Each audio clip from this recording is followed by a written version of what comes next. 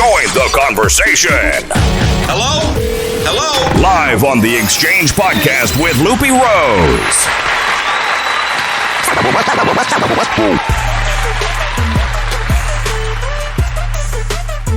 The Exchange.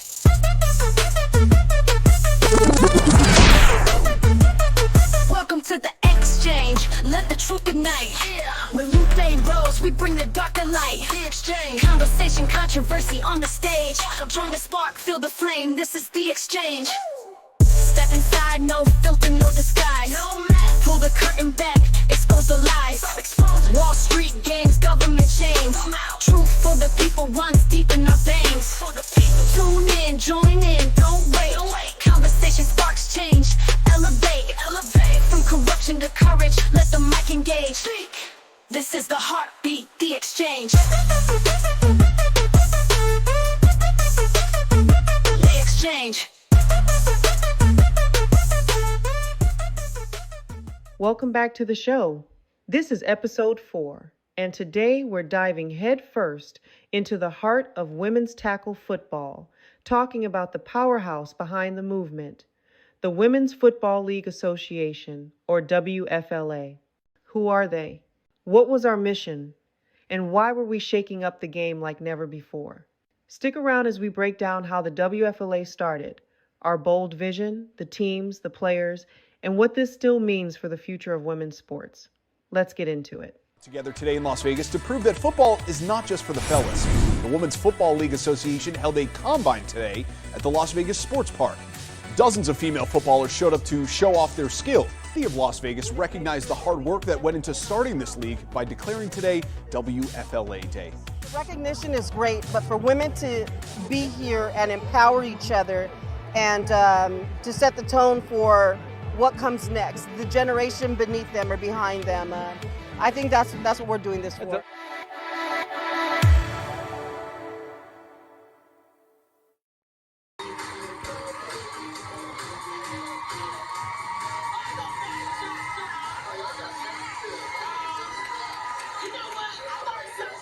We learned something really cool about you. You are the first ever to own a pro women's football team that's actually paid. How did that come about? Well, it came about, first of all, I want to shout out the amazing women that own the WFLA. It's a women's own league, women football by women, which is amazing. So Lupe and the crew, I went to them to talk to them about doing kind of like what Jay-Z got going on with the NFL, doing all the entertainment for the WFLA. Right. So I went and had that meeting with them, and that went well. And then I said, what's this all about? This is dope. This is women's football, women's empowerment. I'm interested. I'm digging it. And I bought a team. I bought the New York Stars. The newest owner, New York Stars.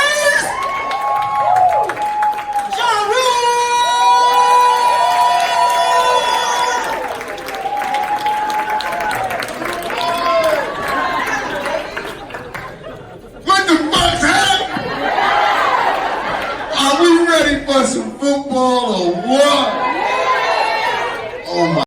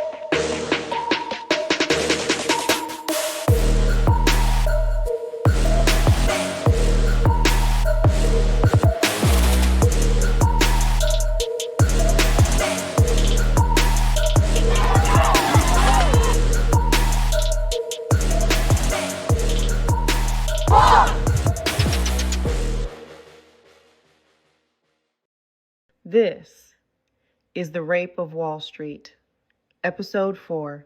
What was the WFLA?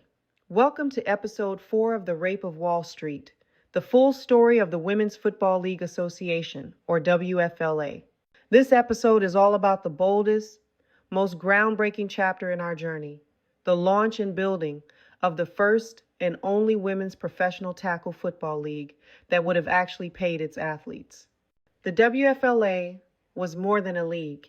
It was a movement, a vision to revolutionize women's sports at a pivotal moment when opportunity and interest in women's athletics have never been higher.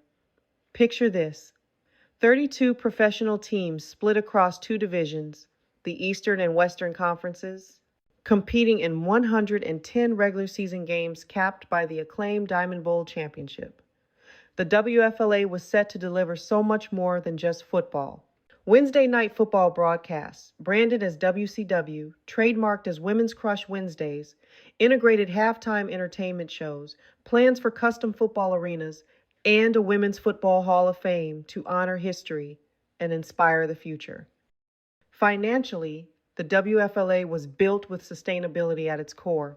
Multiple revenue streams from TV and digital rights, merchandise and licensing, venue attendance, global content distribution, and strategic corporate partnerships paved the way for long-term growth.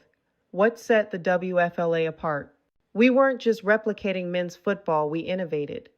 Proprietary game rules and a unique scoring system, entertainment programming woven into the game day experience, purpose-built facilities, and year-round fan engagement.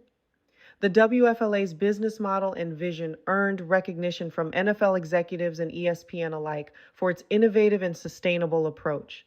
But this story isn't just numbers and strategy, it's about impact. This was about creating professional career opportunities for women athletes who had been denied salaries, respect, and recognition for far too long. It was about inspiring young girls watching at home to dream bigger. It was about empowering women through sport and building a global platform for women's tackle football.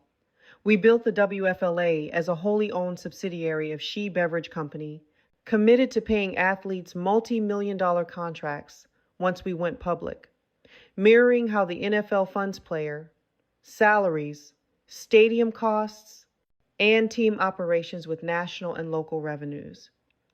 We were following the blueprint of the world's most successful sports league, funding player salaries, facilities, administrative costs, marketing, and so much more. Yet, the Securities and Exchange Commission, the very agency tasked with protecting investors and supporting fair markets, dismissed the WFLA as a shell corporation, erasing every single expenditure we made from recruiting coaches, owners, and staff to building infrastructure and marketing the league. They ignored the undeniable reality that the NFL spends this way, supporting its teams and players through shared revenue and multi-channel funding.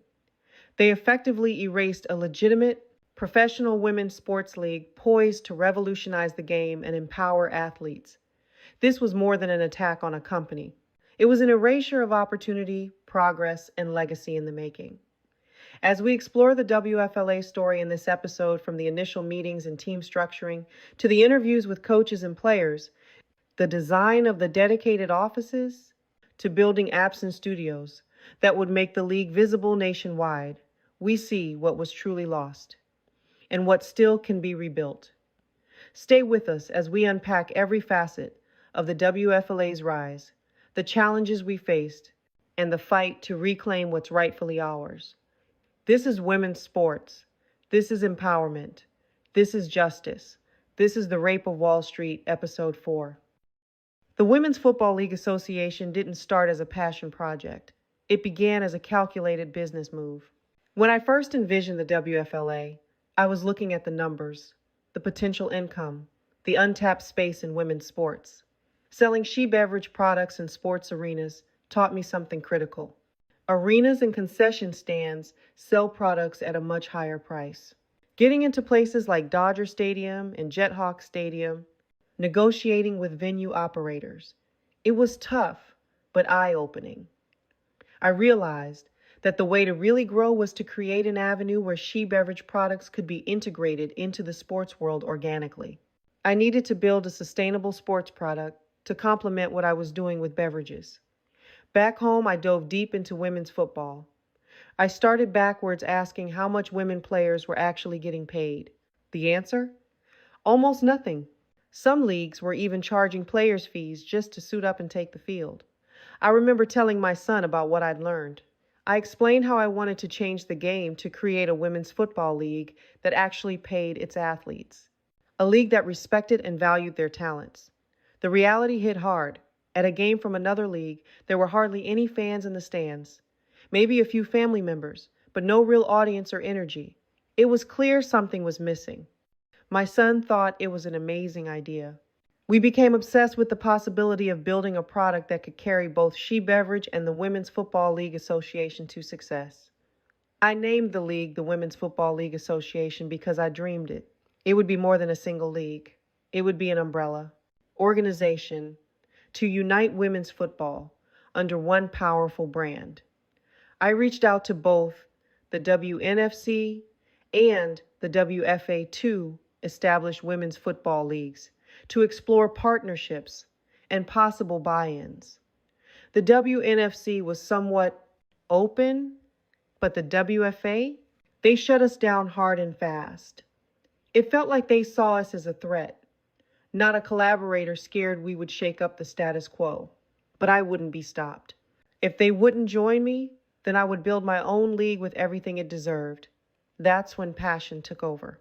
The WFLA shifted from a financial idea to a full-on mission, one rooted in purpose, vision, and the drive to give women athletes the respect and pay they deserve. This was about creating a sustainable, groundbreaking platform for women's sports, building a legacy that no corrupt system could erase. And this is just the beginning. I knew it was time to move, and move fast. So I threw down the gauntlet, challenged everyone in the business with a bonus incentive. Create the logos for 32 teams. Build the structure of the league. Whoever brought my vision to life first would earn that bonus. And guess who stepped up? My son. Together with my business brand manager, they took my ideas, my strategy, and executed with such speed and precision that within days, the Women's Football League Association was starting to take shape. We initially drafted 32 teams split between Eastern and Western conferences, but I wasn't content with just the number of teams. We decided to smart start, build our foundation solid, and then grow. So we kicked off with 18 teams, 2 conferences, and one goal, the Diamond Bowl. But a league isn't just about teams and games, it's about identity. We needed our own rules. Women don't play men's football. Why should we play by their rules? I looked closely at other women's leagues and asked, why haven't they succeeded? The answer was clear. Success demands innovation and original thinking. I'm a big thinker, a dreamer, a visionary. A women's football league had to be sustainable, profitable, and build a lasting legacy. So we crafted a new point system, teased out whether to play 9 or 12-player teams. Because this isn't just a sport, it's a movement. The women on our field would be skilled athletes, football fans who know the game, who live and breathe women's tackle football. We asked ourselves, how do you build a fan base? What do fans want to eat, drink, and experience at the games? We didn't just want to launch another league.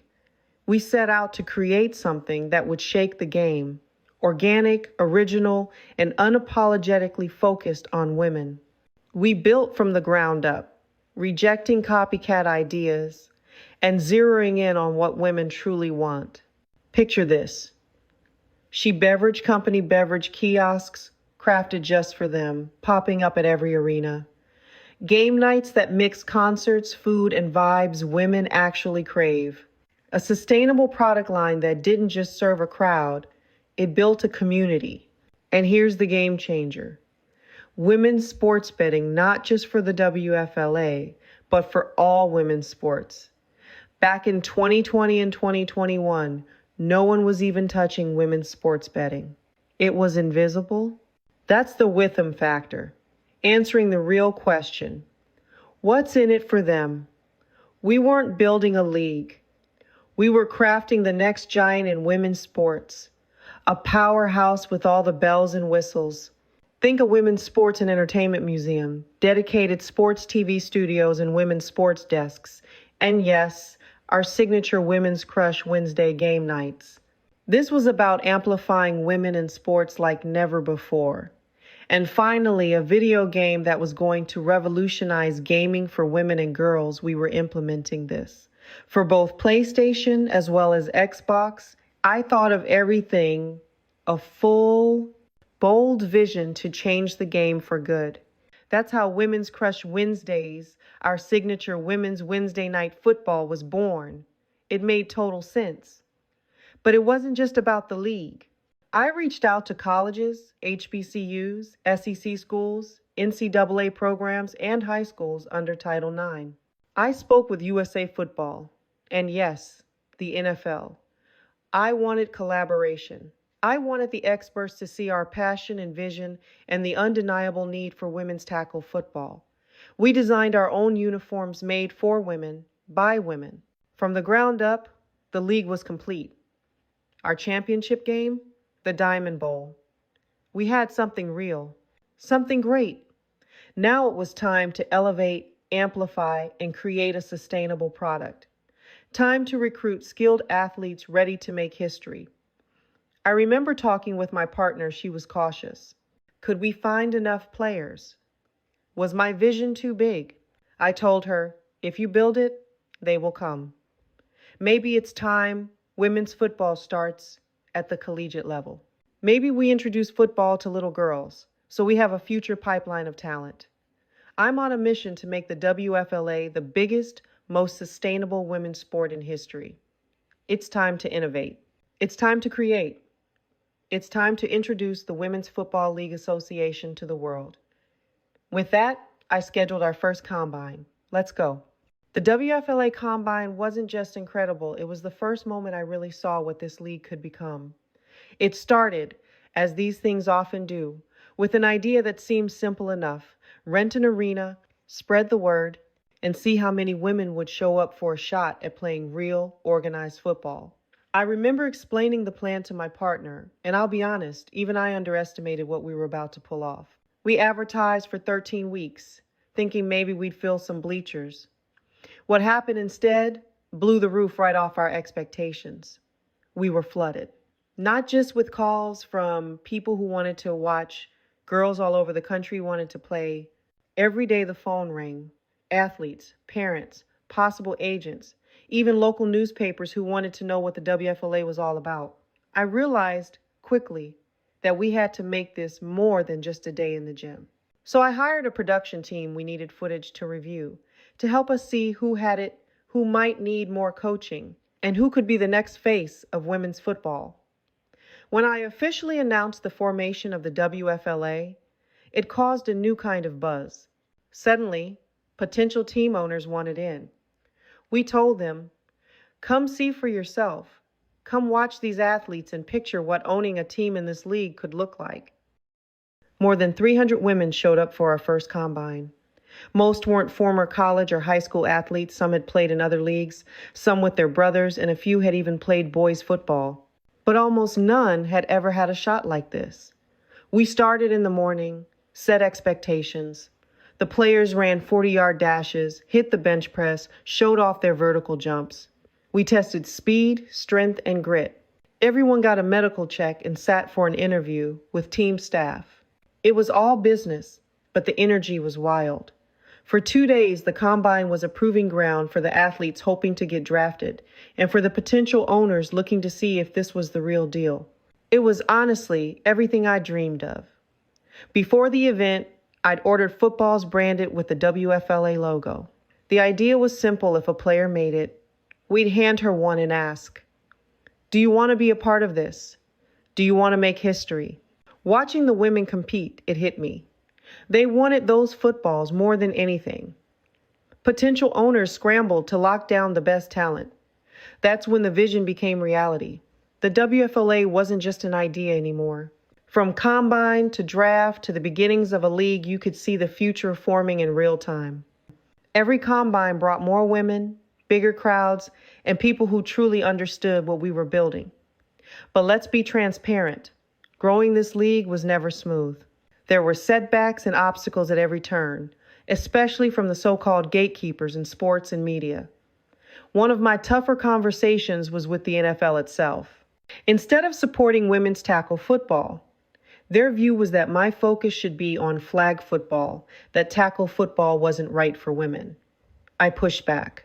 I wanted to give women a shot to play the game for real, not a sideline version of it. Still, the NFL wasn't willing to see tackle football for women as something truly viable, and that stung. I also met with ESPN about broadcasting our games. I thought the momentum and excitement we were building would make it a no-brainer for them to get involved.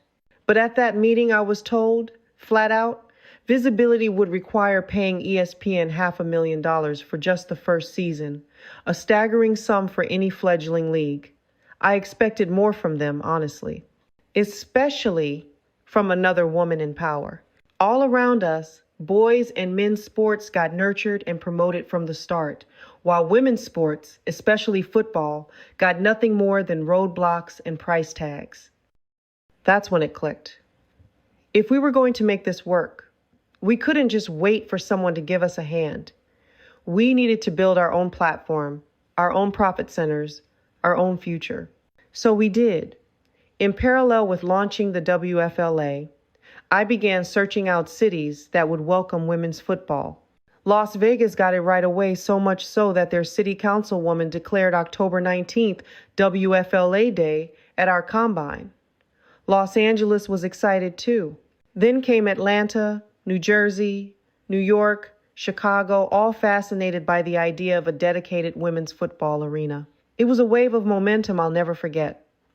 But the SEC, the Securities and Exchange Commission, decided to take their own angle. Out of nowhere, they accused us of being a shell corporation, a front, with nothing real behind us. That was a gut punch. These claims weren't just wrong, they were provably false. We had the people, hundreds of women athletes, dozens of team owners, many of them celebrities and athletes in their own right. We had fans showing up, arenas backing us, trial runs that actual city leaders celebrated. We were building something from the ground up, not shuffling paperwork behind closed doors. Meanwhile, we kept stacking the deck with legit leaders to make the WFLA stronger. Tony Wiley, who made his name as the longtime vice president of communications for the NFL's Washington Redskins, joined us and our movement. This man had been a mentor and champion for so many young professionals, and as he told me himself, he'd never seen anyone try to build women's football with such careful thought and follow-through. That meant something.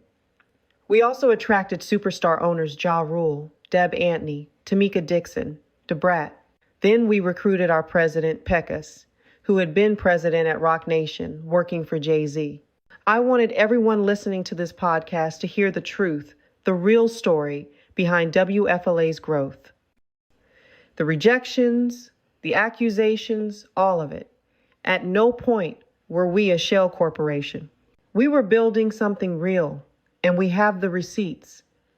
Now, with 18 team owners, shareholders who saw everything firsthand and wanted in, and a full TV studio created out of necessity, I looked around and realized, yes, we built it, and it was good. And this is just the start of what WFLA and women's football can be. Through it all, our focus never wavered. Building this organization, building the WFLA, was everything. Each week we held owner meetings, tightening our alignment as leaders and owners, always keeping the athletes at the heart of it.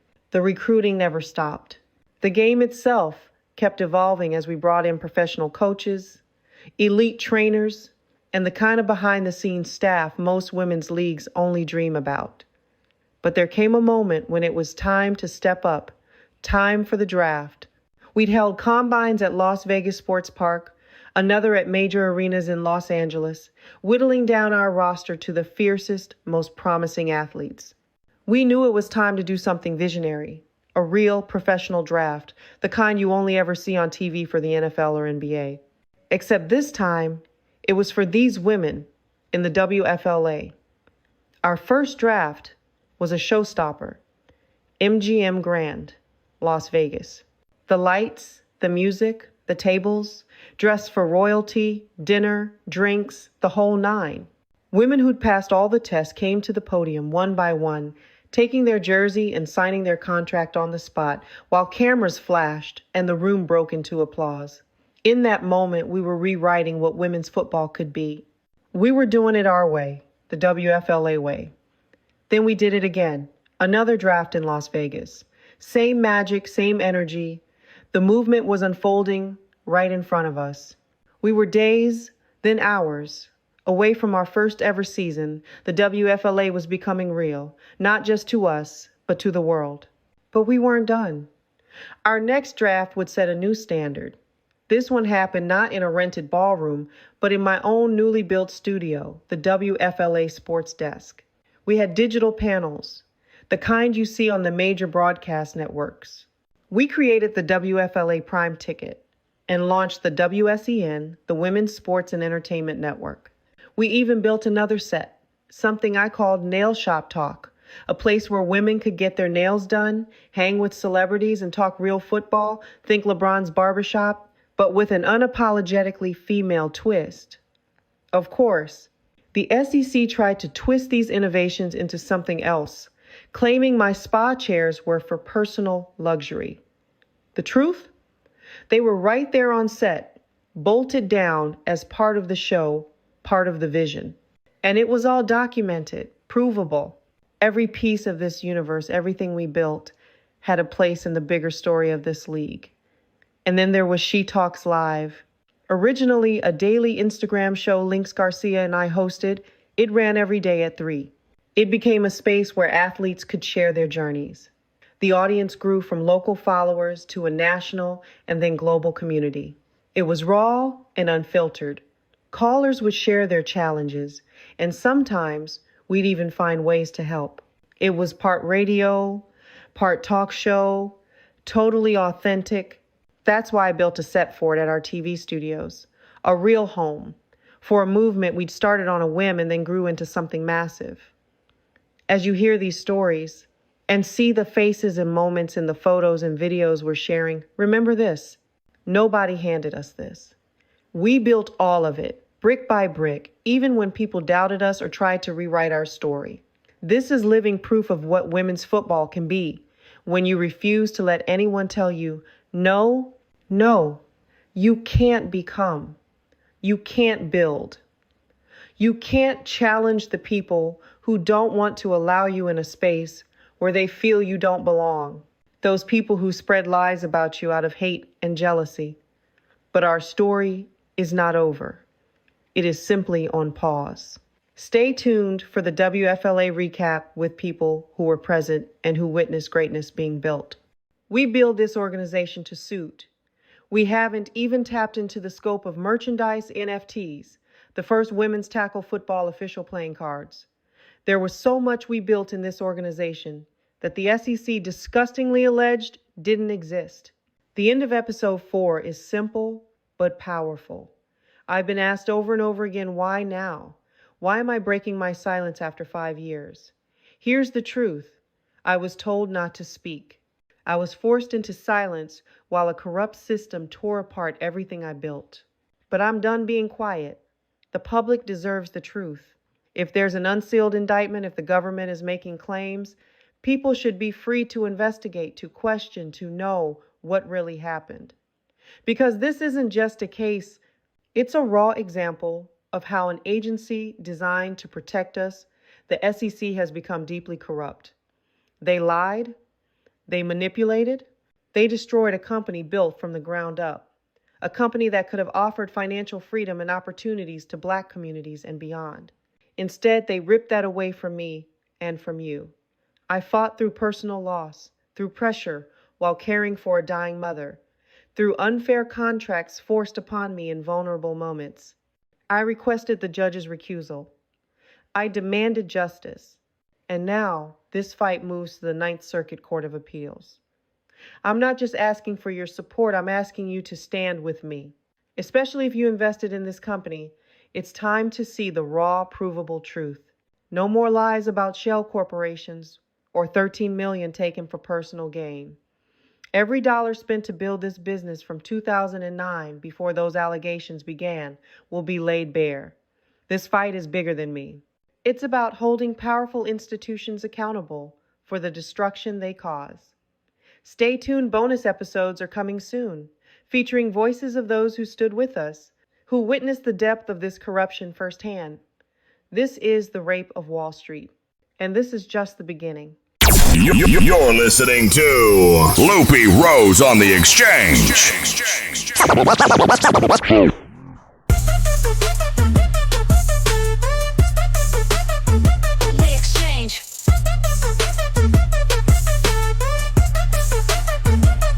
Welcome to the Exchange. Let the truth ignite.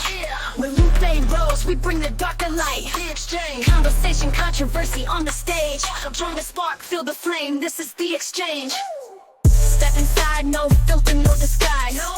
Pull the curtain back, expose the lies. Wall Street gangs, government chains.